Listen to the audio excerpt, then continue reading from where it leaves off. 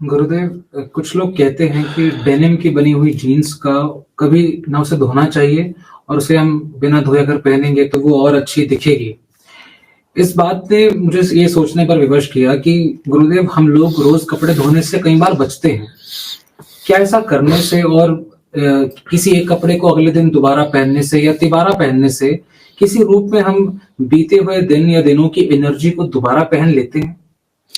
हाँ, पहली बात तो जो जीन्स है, ये जो जीन्स कपड़ा है, ये एक तिरपाल और ऐसा ये मजदूरों के लिए बनाया गया था।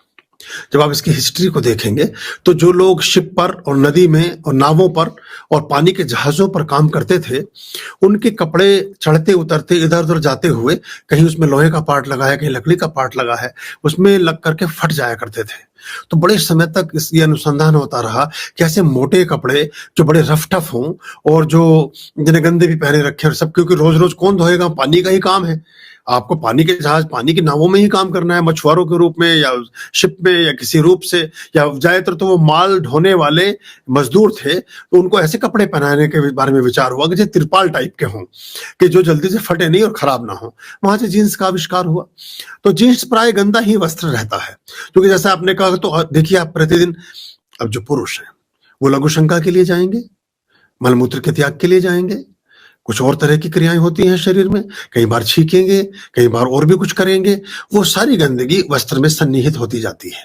और जीन्स में जैसा आपने कहा कि जितना पुराना पहनेंगे उतना आपको ये होगा। आपको जीन्स पहनने वाले लोग, मतलब वो तो खैर अपवाद हो सकता है, पर ज्यादा जो जीन्स के ही दीवाने हैं वो अपनी जीन्स से पृथक मिलेंगे। जो जो उनकी अपनी जीन्स है, अपनी जो प्रकृति है उससे पृथक मिलेंगे। वो थोड़ा सा अलग टाइप की एक स्टफ मिलेगा, और ये एक नकल टाइप की चीज है। और चूंकि ये आलस्य हमने पूरी दुनिया में, चाहे धर्म है, चाहे अध्यात्म है, चाहे खान पान है, चाहे कुछ है, उसमें अपनी सुविधा, कामचोरी और इन सब चीजों को बड़ी प्रायोरिटी में ले लिया है। इसी से इतने रोगों का प्रादुर्भाव हुआ है। आप मुझे बताएं, 100 साल पहले कौन सी मेडिसिन के मेडिकल स्टोर कहीं खुले हुआ करते थे? तो आदमी तो 10 लाख वर्षों से है, तो 100 साल से क्यों बीमार होना शुरू हुआ? ये 80-70 साल से क्यों बीमार होना शुरू हुआ? ये 50 और 20 साल से क्यों बीमार होना शुरू हुआ? और 3-4 साल पहले से ऐसे अचानक लाखों लाखों की संख्या में क्यों मरना शुरू हो गया? क्योंकि इस व्यक्ति ने अपने लिए बहुत सुख सुविधाओं के जंजाल बुन लिए। भोजन है तो बासी है, किसी का पकाया हुआ है, किसी का गर्म किया हुआ है, पता नहीं वो कैसे लाया है, कितनी बार उसने चखा है। एक रेस्टोरेंट में एक व्यक्ति काम करता था, तो उसने कहा कि गुरुजी, आपका खाना मैं ही बनाऊंगा। वो आधा घंटा हो गया, खिचड़ी बना के लाया नहीं। पहली बात तो 5 सितारा होटल में खिचड़ी लेने वाला एक अकेला पागल आदमी में, वो बोला कि पता नहीं कौन है यार, ये पहले तो खिचड़ी बनानी सिखाई उसे, मैंने दाल डाल ले, चावल डाल ले, बनाई। वो बोला जी मैं ही बनाऊंगा। तो मैंने दूसरे से कहा कि तू क्यों नहीं बनाता? तो फिर वो 1 घंटे बाद जब वो आदमी आया, उसने कहा जी मैं किसी से इसलिए नहीं बनवाता कि सारे जो शेफ हैं ये उसी चम्मच से चखते हैं, फिर उसमें कुछ नमक मिर्च डालेंगे, फिर वो चम्मच दोबारा लगाएंगे, तो खाना तो झूठा हो गया। ये बार बार चम्मच धो के नई चम्मच थोड़ी लगाएगा। ये कोई होटल में नई चम्मचें लगा लगा के आपके लिए खाना नहीं टेस्ट करते हैं। ये उस चम्मच को आपने आपके लिए आलू तरकारी बनाई।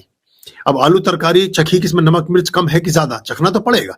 चखी, वो कम था नमक, नमक और डालो, नमक डाला, फिर वो चम्मच दोबारा उस सब्जी में लगा दी, फिर चखा कि नहीं नहीं वो थोड़ी सी मिर्च भी डालो, फिर 3 बार। वो तो झूठी करे जा रहा है उस सब्जी को, आप उसे खाए जा रहे हैं, तो उससे दोष ही लगेगा। तो ये हमने जो अपने लिए सुविधाओं के वर्तुल बुने, इन्होंने हमारे सौभाग्य को क्षीण किया, हमारे आरोग्य को क्षीण किया, हमारी सारी चीजों को कमजोर और हल्का किया, जिस वजह से हमारे जीवन में सब आफतें और चीजें आनी शुरू हुई। हमारे दादे परदादे कौन से डिप्रेशन में थे, और कौन सा उन्हें अभाव था, और कौन से भूखे मर गए। हमसे ज्यादा सोना चांदी और सारी चीजें उनके पास हुआ करती थी।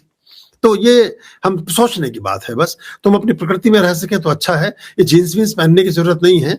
अपना बहुत सुंदर और बहुत अच्छे अच्छे वस्त्र हैं, उनको पहन लो। अब कभी आपको ऐसे कहीं किसी शिप पे जाना हो, कहीं किसी माउंटेनिंग में जाना हो, किसी ऐसे रफ टफ आपको कि जंगलों की यात्रा करनी है जहां आपको लगे कि आपको असुविधा हो सकती है, तो उसको दृष्टिगत रखते हुए तो आप बहुत सारी चीजें पहनते हैं। वहां अपना पहन के चले जाओ, क्योंकि वो तो आपको वहां तिरपाल पहन के जाना है, तो तिरपाल आपने पहन ली, ठीक है। वहां वो आपको इधर उधर कांटे पाटों से, बाकी चीजों से बचाएगी, फटेगी नहीं, खराब नहीं होगी, वहां ठीक है। लेकिन रूटीन में गंदे वस्त्रों को पहनने से नकारात्मक ऊर्जाएं उनमें सन्निहित होती हैं।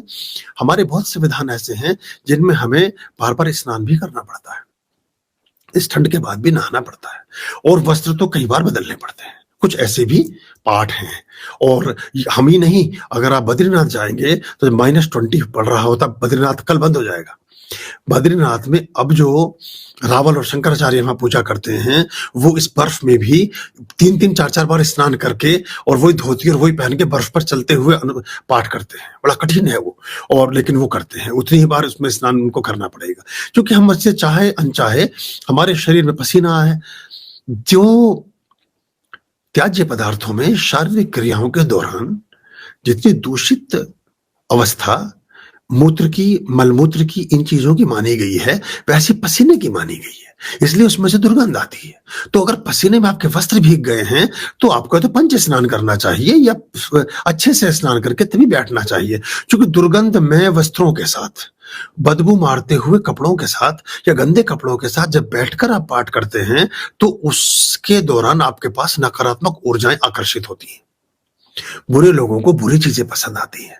ब्रह्मांड में जो नकारात्मक ऊर्जाएं हैं, ये डिफरेंट तरह के प्रयोगों में, जो और धर्मों में कुछ लोग अपने अपने ढंग से कुछ क्रियाएं करते हैं और वो उनकी क्रियाएं ही दूषित ढंग की हैं, तो वो दूषित उसको लगेगा कि ये चिड़चिड़ा हो गया है, ये तो करने लगा है, ये तो मांसाहार करने लगा है, ये तो कहना मानता नहीं है, इसके तो वाणी में दोष हो गया है, ये तो गाली अधिक देता है, ये तो बात सुनता नहीं है। तो यानी कि कुछ नेगेटिव ऊर्जाओं का प्रकोप उसके ऊपर अधिक हो गया।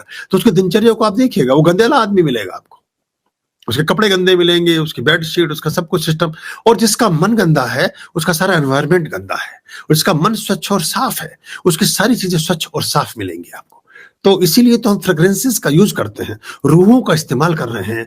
हम ही नहीं, पत्थरों को भी हम सुवासित और सुगंधित कर रहे हैं, ताकि वो सुवासित और सुगंधित पत्थर में पर्टिकुलर देवता, निश्चित और निर्दिष्ट देवता अपना स्थान खोज करके उसमें समाविष्ट हो सके, उसमें प्रविष्ट हो सके, उसके अंग संग्रह करके आपके जीवन में अपने लाभ और अपनी कृपाओं को प्रदान आपको कर पाए। तो ये दूषित और गंदे वस्त्रों को नहीं पहनना चाहिए, शुभ और ठीक नहीं होते।